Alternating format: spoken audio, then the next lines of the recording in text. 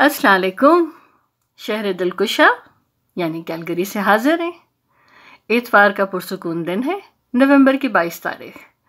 درجہ حرارت -6 ہے، محسوس -8 ہو رہا ہے، لیکن چونکہ سورج آج پردہ پوش ہے اس لیے دن میں وہ چہک نہیں ہے۔ لیکن آپ کے لیے جو پیراگراف لے کر ہم حاضر ہوئے ہیں وہ بہت چہکتا ہوا ہے۔ سماعت فرمائیے۔ ٹیکسی ابھی عام نہیں ہوئی تھی۔ اس زمانے میں ٹیکسی صرف خاص موقعوں پر استعمال ہوتی تھی، مثلاً ہارٹ اٹیک کے مریض کو ہسپتال لے جانے، اغوا کرنے، ڈاکہ ڈالنے اور پولیس والوں کو لفٹ دینے کے لیے۔ اور یہ جو ہم نے کہا ہے کہ مریضوں کو ٹیکسی میں ڈال کر ہسپتال لے جاتے تھے تو فقط یہ معلوم کرنے کے لیے لے جاتے تھے کہ زندہ ہے کہ مر گیا، کیونکہ اس زمانے میں بھی جنا اور سول ہسپتال میں انہی مریضوں کا داخلہ ملتا تھا جو پہلے اسی ہسپتال کے کسی ڈاکٹر کے پرائیویٹ کلینک میں ابتدائی علاج کروا کر اپنی حالت اتنی غیر کر لیں کہ اسی ڈاکٹر کے توسط سے ہسپتال میں آخری منزل آسان کرنے کے لیے داخلہ مل سکے۔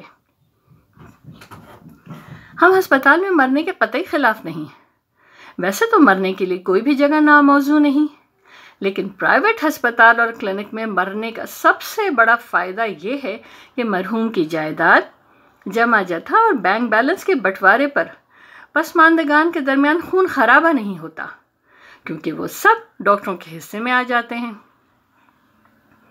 افسوس، شاہجہاں کے عہد میں پرائیویٹ ہسپتال نہ تھے۔ وہ ان میں داخلہ لے لیتا تو قلعہ آگرہ میں اتنی مدت تک اسیر رہنے اور ایڑیاں رگڑ رگڑ کر جینے سے صاف بچ جاتا، اور اس کے چاروں بیٹے تخت نشینی کی جنگ میں ایک دوسرے کا سر قلم کرنے کے جتن میں سارے ہندوستان میں آنکھ مچولی کھیلتے نہ پھرتے، کیونکہ فساد کی جڑ یعنی سلطنت و خزانہ تو بلوں کی ادائیگی میں نہایت پرامن طریقے سے جائز وارثوں یعنی ڈاکٹروں کو منتقل ہو جاتا، بلکہ انتقال اقتدار کے لیے فرسودہ ایشیائی رسم یعنی بادشاہ کے انتقال کی بھی ضرورت نہیں رہتی۔ اسی لیے جیتے جی تو ہر حکمران انتقال اقتدار کو اپنا ذاتی انتقال سمجھتا ہے۔ یہ پیراگراف ہم نے مشتاق احمد یوسفی کی کتاب آب گم سے لیا تھا۔ خوش رہیے، خوش رکھیے، اللہ حافظ۔